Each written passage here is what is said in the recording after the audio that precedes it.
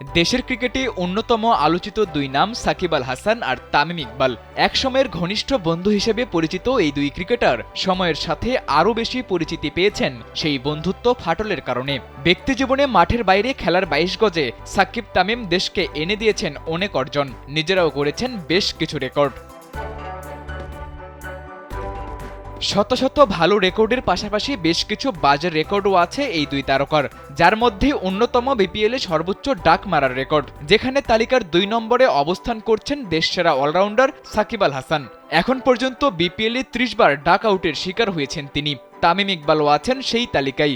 অনেকের মাঝেই তাই প্রশ্ন উঠছে, ডাক আউট মারার এই রেকর্ডে সাকিবকে ছুঁয়ে ফেলবেন না তো তামিম ইকবাল? রাজনৈতিক পট পরিবর্তন হওয়ায় দেশের মাটিতে খেলতে পারছেন না সাকিব আল হাসান। সে কারণে এবারের বিপিএলে চিটাগাং কিংসে নাম লেখালেও খেলতে পারছেন না তিনি। তবে তামিম ইকবাল ঠিকই খেলছেন বিপিএলে। এখন পর্যন্ত বিপিএলে তার ডাক আউটের সংখ্যা ১৮টি, অর্থাৎ সাকিবের চেয়ে ১২টি কম। তাই এবারের বিপিএলে সাকিবকে ছুঁয়ে ফেলা তামিম ইকবালের জন্য একরকম অসম্ভব। আর তামিম ইকবাল নিজেও হয়তো এমন বাজে রেকর্ডে নিজের নামটা চাইবেন না আর উপরের দিকে তুলতে। সাকিব তামিম ছাড়াও বিপিএলে সর্বোচ্চ ডাক মারার রেকর্ডে আছেন আরও ৩ বাংলাদেশি।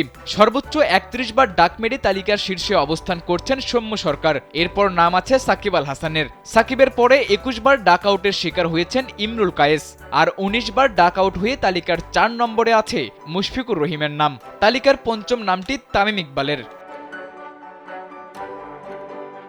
বিপিএলে সর্বোচ্চ ডাক মারার এই রেকর্ডে তামিম ইকবাল বন্ধু সাকিব আল হাসানকে ছুঁতে না পারলেও যে কোনো সময় টপকে যেতে পারেন মুশফিকুর রহিমকে। এখন দেখার বিষয় এবারের বিপিএল শেষে কার অবস্থান কোথায় থাকে। সাদাতুর রাফি, কালবেলা।